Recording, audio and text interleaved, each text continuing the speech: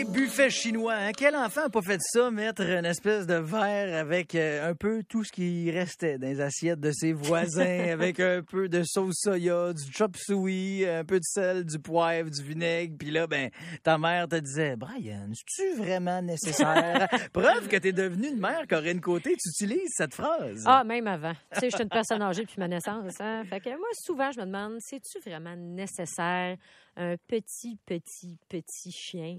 C'est 3 pouces de haut, ça shake juste à exister, ça a 22 000 caprices, parce que c'est pas supposé être vivant.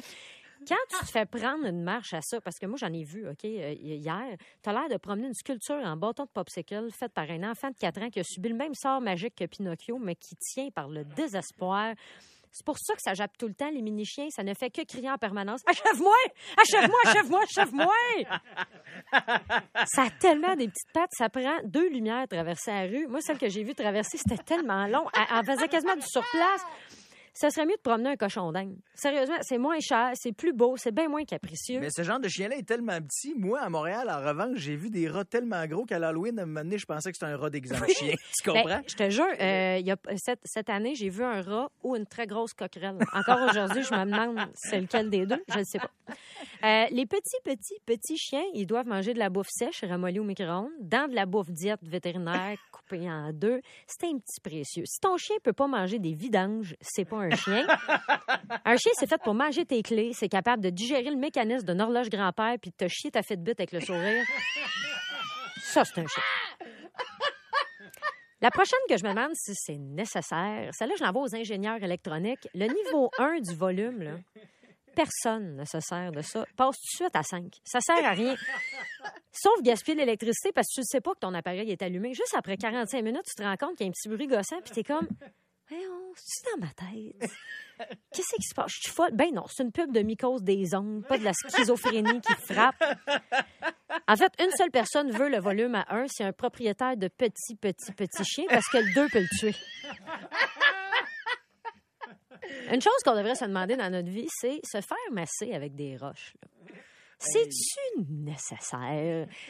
Oui, c'est des pierres chaudes. Oui, proviennent d'un volcan Maya, puis elles doivent sûrement avoir des propriétés bénéfiques parce qu'on sait tous que ce que les Mayas ont inventé, c'était bon. Hein? Par exemple, les sacrifices humains où on arrachait le cœur de quelqu'un pour pas faire fâcher le dieu qui envoie des flashs de lumière qui font boboum sur la terre. La seule propriété que ces roches-là ont dans mon dos en ce moment, c'est d'être chaudes parce que tes amis dans un faux grille-pain. Tant qu'à ça, t'aurais pu me faire un massage avec des toasts. Puis, je dis pas que c'est pas le fun de se faire mettre des briquettes dans le dos. C'est juste que moi, de me faire aligner des garnottes dans le dos, je me sens comme une maquette de projet de paysagement dans un massage. C'est pas supposé, OK? Et tout ça m'amène à me poser la question, les spas pour animaux, là, c'est-tu nécessaire? Je n'ai croisé un hier, un spa pour animaux. Un SPA, là. Oui, un SPA pour animaux, exactement. Pas la Société protectrice des animaux, un spa, un vrai spa. Parce que tout ce qu'on veut comme odeur, hein, c'est qu'un chien prenne un bon bain de vapeur. Hein? Puis on veut qu'il sorte du spa puis il embarque dans notre auto humide et huilé. C'est ça qu'on veut.